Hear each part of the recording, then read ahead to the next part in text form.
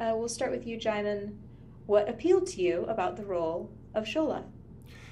What appealed to me about the role of Shola is the idea of fundamentally wanting to work with Matthew Vaughn.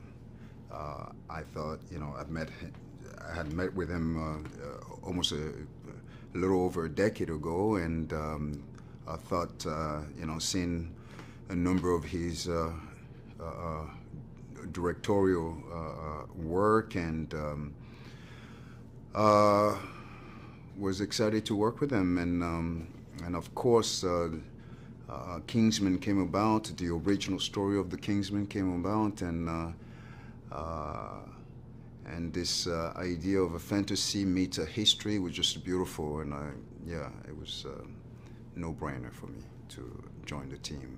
An amazing ensemble cast. Perfect. And Rhys, what attracted you to this project and made you want to play Rasputin?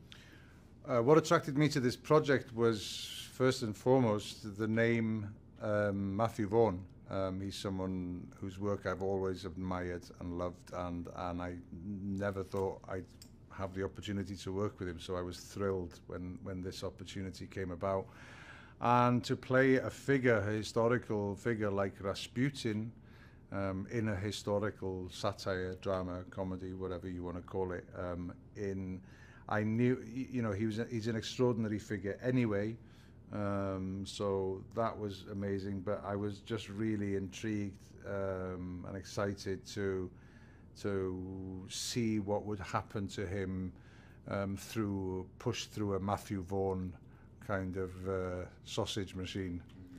And Matthew, hasn't disappointed. He's come up with, it's a very specific, shall we say, Rasputin that could only exist in the Kingsman world, but does refer solidly to the real guy who was himself a fantastical figure. Djimon, how does Shola fit into the story? How does Shola fit into the story? We meet Shola early in the story when we're with the Duke of Oxford in Africa, where Shola sort of like early on witnessed the dramatic loss of the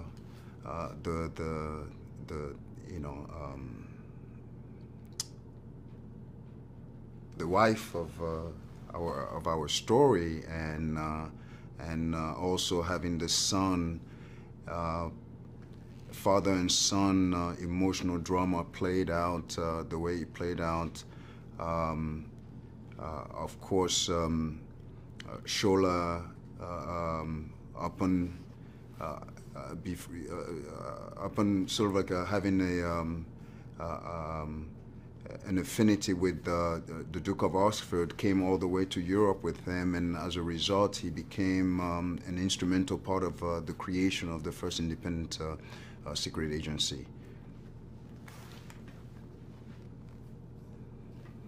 Rhys, can you talk about how Rasputin is characterized and how he plays out in the story? And does he follow history in any way? Yes, how Rasputin manifests in this film is very exciting.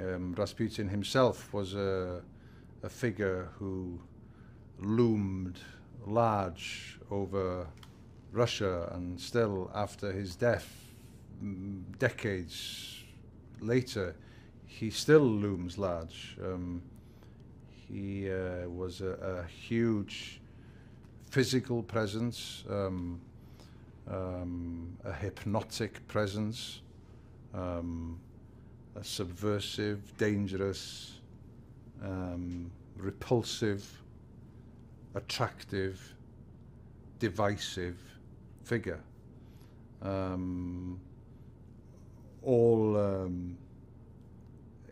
That list of words alone is an exciting prospect for any actor, and to view or to bring someone like Rasputin to life through the prism of a Matthew Vaughn film is very exciting, you know, and in this case, Rasputin has to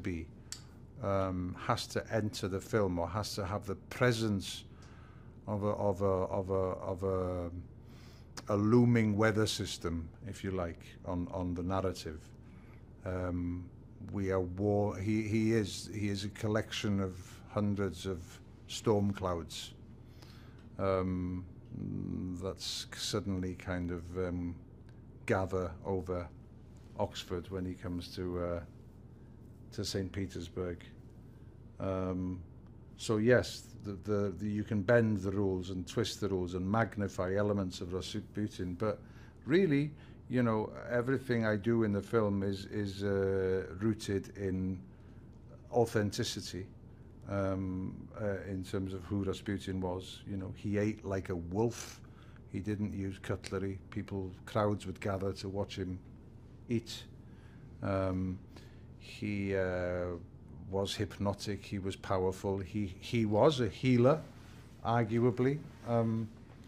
Otherwise, he wouldn't have lasted so long in the Russian court. And he found himself in a position of power in Russia and the world that could literally start or end wars.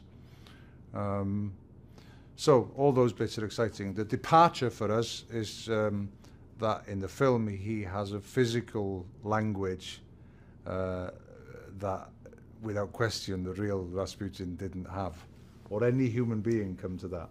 And that's a wonderful kind of Matthew Vaughn addition to the Rasputin we have in this film.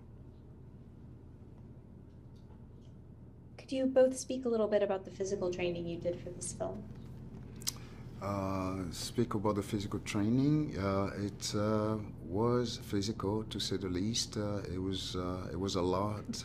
Did not expect that. I mean, I certainly went on the Matthew Vaughn's film thinking, well, you know, this will be, you know, at the level of all the other films, action films that I've done before. So I didn't really think much of it until really starting to get really difficult to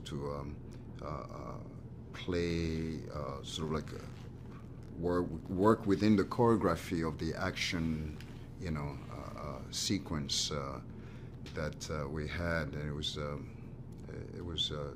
it came with a certain level of pain, you know, because it was just difficult to, yeah, the physicality was quite challenging.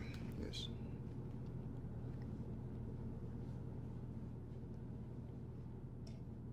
And if you both had one word to describe the film, what would it be? Well, what a journey, what a ride, what a...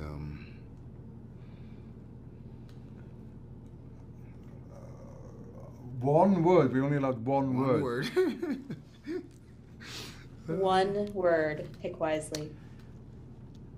Epic. Yes, epic. Oh, God.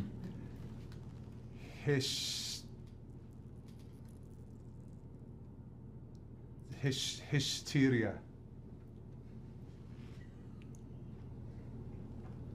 Hysteria. There you go. What do you hope audiences take away from the film? Oh wow, a new look onto the Kingsman, a new look in story, a new look in action, a new look in obviously using the you know, this as a backstory. I mean, his story as a backstory was also quite fun and educational, for that matter, and so yeah.